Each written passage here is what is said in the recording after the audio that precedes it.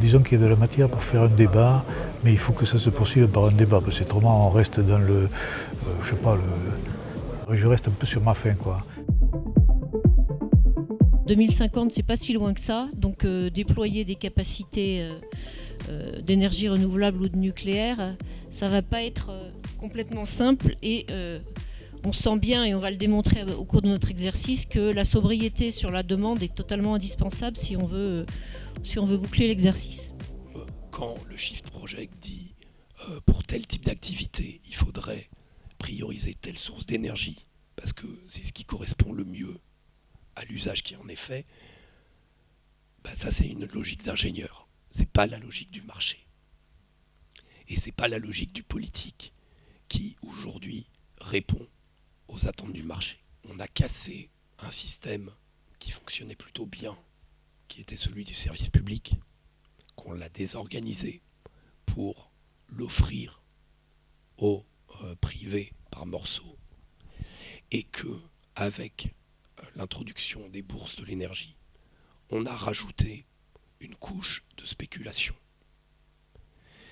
On est en train de confier la transition énergétique à des groupes comme Total, comme Engie, des entreprises du CAC 40. Voilà la réalité de ce qui est en train de se passer aujourd'hui.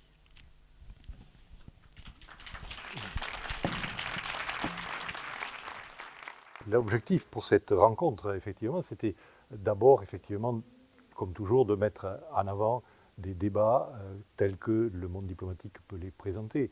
On n'a malheureusement pas de solution sur tous les sujets, mais c'est quand même important d'en débattre de façon collective et, si possible, démocratique. C'est bien connu. Donc là, aujourd'hui, on est assez content de cette journée organisée à Toulouse, donc sur des thèmes liés à l'énergie et au transport, de thèmes qui sont de sujets qui sont intimement liés. Et on peut se féliciter d'avoir réuni plus de 150 personnes sur ces sujets-là, et avec un panel d'intervenants. On avait une personne du Shift Project, on avait un journaliste du monde diplomatique, donc un intervenant de l'ATECOPOL, de l'atelier d'écologie politique de Toulouse, qui a assuré l'animation et la modération du débat. Pour vous faire connaître le monde diplomatique, pour ceux qui ne le connaissent pas, on a un appareil cartographique qu'on essaye de pousser. Et ça, c'est une carte de Cécile Marin qui nous montre l'urbanisme commercial de Lyon. Et vous voyez différentes époques, et surtout les deux premières sont très très liées à l'automobile. Alors la première, on voit, c'est la route en fait du meuble. On voit comment finalement les fabricants de meubles se sont installés le long de la route. Après, on a, dans la deuxième phase, des années plutôt fin des 70, début 80, on a organisé autour des hypermarchés. Alors là, c'est le centre, la Porte des Alpes, le numéro 2, autour d'Auchan, Ikea, Ikea est parti depuis, mais voilà, avec des grands stationnements. En fait, quand on prend la surface totale de la zone, il y a plus de place pour la voiture que pour le commerce lui-même. Moi, je me souviens de la première fois que je suis arrivé à Toulouse, j'avais en tête les images du centre-ville de Toulouse, des beaux bâtiments de Toulouse, et quand je suis arrivé, c'était un choc, quoi. Quand j'ai vu la place de la bagnole à Toulouse, j'étais complètement surpris, le nombre de rocades, le nombre de voitures partout, l'omniprésence de la voiture dans une ville comme Toulouse, que moi j'associe en fait beaucoup plus à son patrimoine architectural. Et en fait, ce constat-là, on le fait dans la plupart des villes françaises. Les politiques d'Aménéca sont plutôt aux abonnés absents.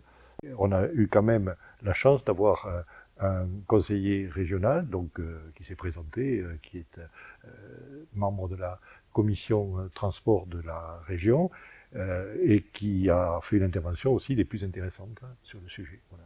Moi, je suis élu depuis 1 an et demi, j'ai été syndicaliste avant, et je pense que chacun et chacune, on doit reprendre les choses en main. J'étais encore dans mon poste d'aiguillage hier après-midi.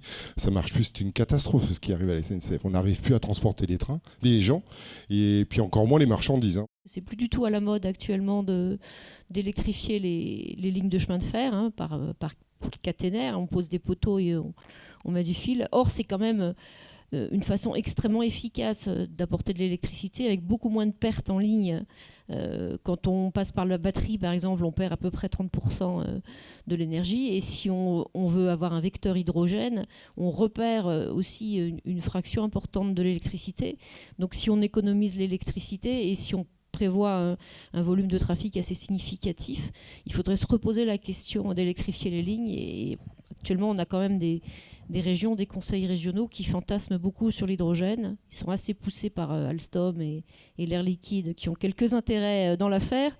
Donc voilà, donc c'est aussi une des choses qu'on a indiquées dans nos suggestions pour l'avenir du chemin de fer en France. Voilà, on parle de la dette SNCF, mais la dette de la SNCF, c'est rien par rapport à la dette du camion. La dette du camion, elle est gigantesque. Toutes les infrastructures où passent des camions, tous les ponts, ils sont calculés pour des camions à 40 tonnes. Donc c'est un coût phénoménal qu'on n'a jamais mesuré, qu'on n'a jamais mis sur la table. Mettons demain la dette du camion. Parlons de la dette du camion, arrêtons de parler de la dette de la SNCF.